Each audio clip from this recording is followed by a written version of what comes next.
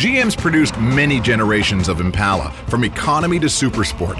It's been the charge of many minds in Detroit.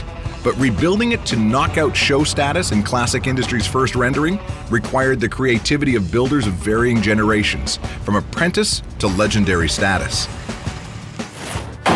When you haven't got a manual to help with your assembly, a sample is the next best thing. Good to see you again. Hey, you too, Dan. How are you? Right on. When Dan came in this morning, we were working on the package tray. What I need you to do for me while I'm getting this board ready is I need this edge of this front, this rounded off. Just take the sharp edge off. What we actually had to do on the package tray this morning was to actually cut the holes. We're going to put the matching vinyl on this. This material here is the matching original vinyl to the seat, so we're going to put this over top of it. Put the foam on. Put the material on, figure out what we're going to use for a speaker grill, the effect that we wanted. We had to use actually 2 speaker grills to get the effect that we kind of wanted. It came out great. Wanda's worked a sewing machine on some of the area's top award getters, but it's not just a one-man band. He has some veteran help, too. The famous Ray. How are you? All right, how you doing, Dan? Good. I read your book, you know, How to Spit Hog Ring. The most challenging part on it was the headliner. The main thing you have to do on that is make sure you get all your wrinkles out. That is now nice. Finishing up the headliner, putting the trim and all on it. Nice. These guys work in tandem. Ray handles installation, Wanda fabrication, but it's not a fixed line of responsibility. Do you need any of my help to install this? Because I'm an expert at this now. Okay, that's your job. Okay.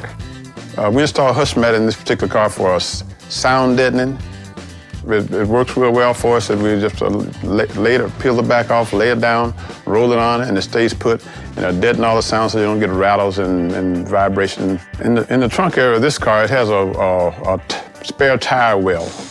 And we mounted all the amplifiers for the stereo system all in that tire well. And in turn, we have to make a cover that go over top of that. So we have to actually put our carpet down, and we'll run our carpet over into the wheel well and make a cover that'll mount on top of that. And so you'll be able to see the amplifiers through it, and we'll build a back wall in the trunk, and also we'll have walls down both sides to match up with the boom boxes.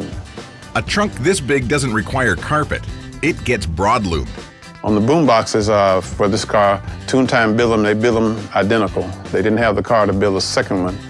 And the right side of the car was a little higher from the floor to the top of the fender well, so we had to actually shim the boom box up to get it up to the top of the fender well. For some unexplained reason, the right rear quarter has been giving us fits. It's not quite a perfect match to the left side.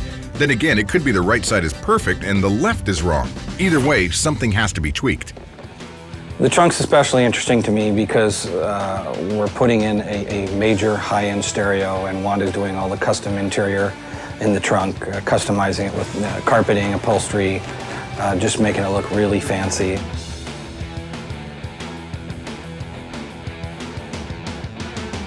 In the trunk, you'll be able to see the amplifiers. We're going to put a cover over it, and we'll put plexiglass on the cover. And you'll be able to see the amplifiers, and you'll be able to see the boom box. And we're going to close the back wall of it in. Yeah. I'm going to help Ray. Okay.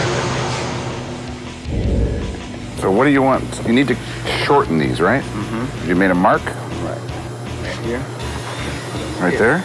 The aftermarket, you always have to do a little cutting or something. Don't ever think you're going to get an aftermarket to fit right in. Almost anyone who has built a car knows aftermarket requires finesse. That rule is true. Experience teaches it. Expert skills solve it. My whole life I wanted people to call me the Hammer. On the door panel, they put electric windows in it. So you have to know exactly where you want to put the electric switches, or otherwise when you put the panel on, you're going to hit the insides and it won't fit. Well, when they went to install the rear seat, they had the seat in too high. When you're installing the seats in these older cars like that, you have to start from the bottom and push upward. The top of the seats are always a little narrower than the bottom of the seats, so you have to go in from the bottom area and push forward. I was very happy to see the interior come together today because we went through quite a few changes because the vehicle parts came from 2 or 3 different vehicles, and so some of the stuff didn't fit exact. They may not be an exact fit, but pros like Ray and Wanda resolve problems like that every day. The bucket seats for this car, they had the wrong tracks for it. A few things happened. We changed the springs on the seat, and we finally got everything kind of in line and got it pretty much squared away, and they worked out real well, so they look real good in the car. The upholstery in the passenger cabin isn't 100%, but it's close. The thing that's really going to eat up time is custom work, and that all happens here.